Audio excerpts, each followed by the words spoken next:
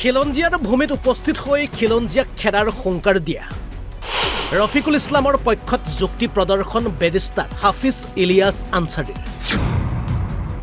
Barrister Hafiz Ilyas আনছাৰীৰ যুক্তি ৰফিকুল ইছলাম যদি ভাৰতীয় তেন্তে গ্ৰেপ্তাৰ কিয় উজনিত একাংশ সংগঠনে মিয়াৰ ওপৰত নিৰ্যাতন চলোৱাৰ পাছতো কিয় তাৎক্ষণিক ব্যৱস্থা গ্ৰহণ নকৰে প্ৰশাসনে বাংলা ভাষা সংবিধানৰ অষ্টম সূচীত অন্তৰ্ভুক্ত তেন্তে অসমত বাংলা ভাষা ব্যৱহাৰ কৰাত আপত্তি ক'ত প্ৰতিবেদনৰ আৰম্ভণিতে আহিছোঁ মূল প্ৰসংগলৈ এইগৰাকী ৰফিকুল ইছলাম যোৱা 8 ফেব্ৰুৱাৰী এইগৰাকী ব্যক্তিয়ে শিৱসাগৰৰ ৰংঘৰৰ বাকৰিত উপস্থিত হৈ ভিডিঅ'ৰ জৰিয়তে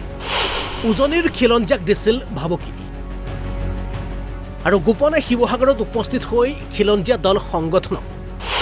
ভুলৰ শুধৰণি কৰিবলৈ জনাইছিল আহ্বান প্ৰথমে ৰফিকুল ইছলামৰ সেই ভিডিঅ'ৰ কিয়দাংশ চাই লওক শিবসাগর মিয়াদেরকে খেদানো হয় এই শিবসাগর থেকেই বলছি আমি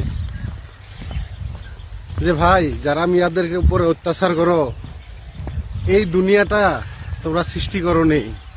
এই দুনিয়া তোমাদের ছেড়ে যেতে হবে বুঝেছো বাংলা ভাষা বুঝো কি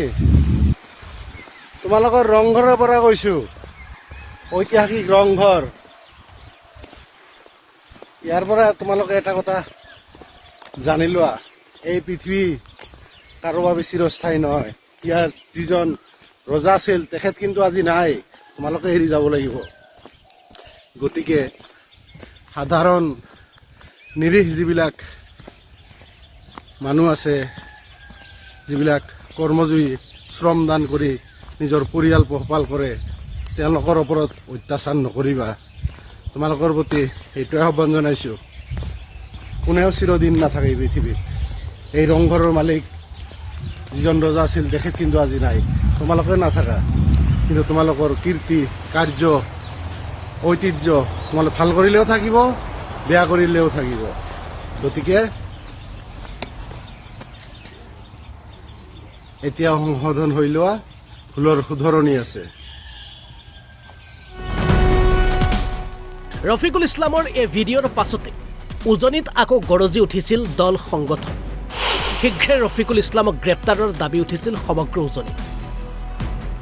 আৰু সেই দাবীৰ পাছতে দেওবাৰে কলগেছি আৰক্ষীয়ে গ্ৰেপ্তাৰ কৰে ৰকিবুল ইছলামক আৰু আজি তথা সোমবাৰে শিৱসাগৰ থানালৈ অনা হৈ এইগৰাকী ৰফিকুল ইছলামক পাছে গ্ৰেপ্তাৰ কৰাৰ পাছতেই এইগৰাকী ৰফিকুলৰ পক্ষত এবাৰ সামাজিক মাধ্যমত যুক্তি প্ৰদৰ্শন লণ্ডনত বেৰিষ্টাৰী কৰা এইগৰাকী হাফিজ ইলিয়াছ আনছাৰী বেৰিষ্টাৰগৰাকীৰ মতে ৰফিকুল ইছলাম যদি ভাৰতীয় তেন্তে আইনৰ দৃষ্টিত সকলো নাগৰিক সমান আৰু সকলো নাগৰিক যদি আইনৰ দৃষ্টিত সমান তেন্তে মত প্ৰকাশ কৰাৰ বাবে কিয় গ্ৰেপ্তাৰ কৰা হ'ল ৰকিবুল ইছলাম নামনিত মিয়া প্ৰীতি দেখুওৱা শিৱসাগৰৰ এগৰাকী বিধায়কে ৰফিকুলৰ গ্ৰেপ্তাৰৰ বাবে CM আৰু অসম পুলিচক টেগ কৰি কৰিছিল পোষ্ট আৰু মিয়া নিৰ্যাতনৰ বলি হোৱাৰ পাছতো এতিয়া সেই বিধায়কগৰাকী নীৰৱ কিয় ৰফিকুল ইছলামৰ গ্ৰেপ্তাৰ প্ৰসংগক লৈ বেৰিষ্টাৰ হাফিজ ইলিয়াছ আনছাৰীয়ে আৰু কি যুক্তি প্ৰদৰ্শন কৰিলে এবাৰ শুনো হওক ৰফিকুল ইছলামক এৰেষ্ট কৰা হল তেখেতে শিৱসাগৰত ৰংঘৰত যায় কিবা কোৱাৰ কাৰণে ক্ষমা খোজাৰ পিছতো তেখেতক এৰেষ্ট কৰা হল এতিয়া কথাটো হ'ল মই এজন আইনৰ ছাত্ৰ হিচাপে মই ক'ব বিচাৰিম তেখেতে ভাৰতীয় ন্যায় সংহিতা এক্টৰ কোনটো সেকশন ভায়োলেট কৰিলে যাৰ কাৰণে তাক এৰেষ্ট কৰা হল মই জনা মতে মই ভিডিঅ' দেখা মতে তেখেতেতো কোনো আপোনাৰ পিচ এণ্ড ট্ৰেংকুইলিটি ভায়োলেট কৰাৰ কাৰণে কোনো কথা কোৱা নাই তেখেতে কৈছে মানুহ এজন দুনিয়াৰ পৰা গুচি যাব লাগিব আৰু আমি সকলোৱে মিলা প্ৰীতি থাকিব লাগিব ভাৰতবৰ্ষৰ সংবিধান সকলো অধিকাৰ যি সকলো ঠাইতে যাব পাৰে কিন্তু এতিয়া কথাটো হ'ল তেখেতে কিবা কৈছেই নাকি কোনো হৈছে ক্ষমা চোৱাৰ পিছতে এৰেষ্ট কৰা হল কিন্তু এতিয়া কথাটো হ'ল আপোনাৰ যিসকল দল সংগঠন সদায় মিয়াৰ বিৰুদ্ধে লাগি থাকে মিয়াক গালি পাৰি থাকে গৰীব কমজোৰ মজদুৰ মুছলমানে যেতিয়া কৃষকসকলে লেবাৰসকলে কাম কৰিবলৈ যায় শিৱসাগৰ ডিব্ৰুগড় পিঠি ফালি দিয়া হয় মানসিক হিচাপে শাৰীৰিক হিচাপে অত্যাচাৰ কৰা হয় তেতিয়া সেইসকল ব্যক্তিক কিয় এৰেষ্ট কৰা নহয় বা ভাৰতীয় ন্যায় সংহিতা এক্টৰ ধাৰা কিয় সিহঁতৰ বিৰুদ্ধে লগোৱা নহয় 2 নম্বৰ কথাটো হ'ল ভাৰতবৰ্ষৰ সংবিধানৰ article 14 right to equality before law equal protection of law equality before law এটা ফান্ডামেন্টাল ৰাইট হয় যে আইনৰ নজৰত সকলো সমান। যদি ৰফিকুল ইছলামৰ বিৰুদ্ধে যদি ভাৰতীয় ন্যায় সংহিতা বা ইণ্ডিয়ান পেনেল কোৰ্টৰ যদি ধাৰা লগোৱা হয়, তেনেহলে এই দল সংগঠনে এই ব্যক্তিসকল যিসকল অন্যায় অবিচাৰ কৰে মুছলমানৰ বিৰুদ্ধে, আপাৰ আছামৰ শিৱসাগৰ, ডিব্ৰুগড়, গোলাঘাট, নাওৰণি এই ঠাইত অন্যায় অবিচাৰ কৰে, সিহঁতৰ বিৰুদ্ধে কিয় আপোনাৰ ছেকশ্যন লগোৱা নহয়, আৰ্টিকল 14 লাগু নহয় তাতে?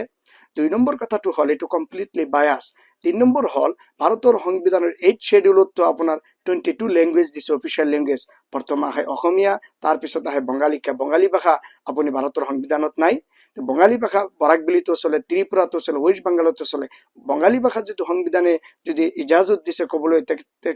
তেনেহলে বঙালী ভাষা কোৱাত কি অসুবিধা আছে? তৃতীয়তে কথাটো হ'ল আপোনাৰ শিৱসাগৰৰ বিধায়কে ফেচবুকত দিলে #CM, তাৰ বিৰুদ্ধে ব্যৱস্থা কৰিব লাগে। এতিয়া কথাটো হ'ল এই দল সংগঠনে যেতিয়া মুছলমানৰ বিৰুদ্ধে, মিয়াসকলৰ বিৰুদ্ধে অন্যায় অবিচাৰ কৰে, পিঠি ফালি দিয়া হয়, গালি গালাজ পাৰে, গোৱাল গালি দিয়ে সদায়, সিহঁতৰ বিৰুদ্ধে কিন্তু এৰেষ্ট কৰাৰ কাৰণে কিয় নকয়?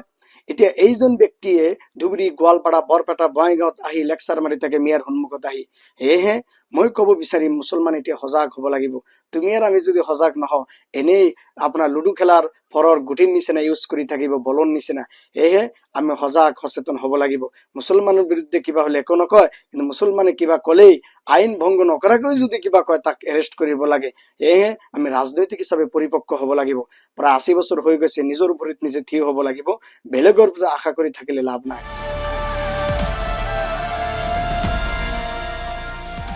Bureau' report, Assam live 24।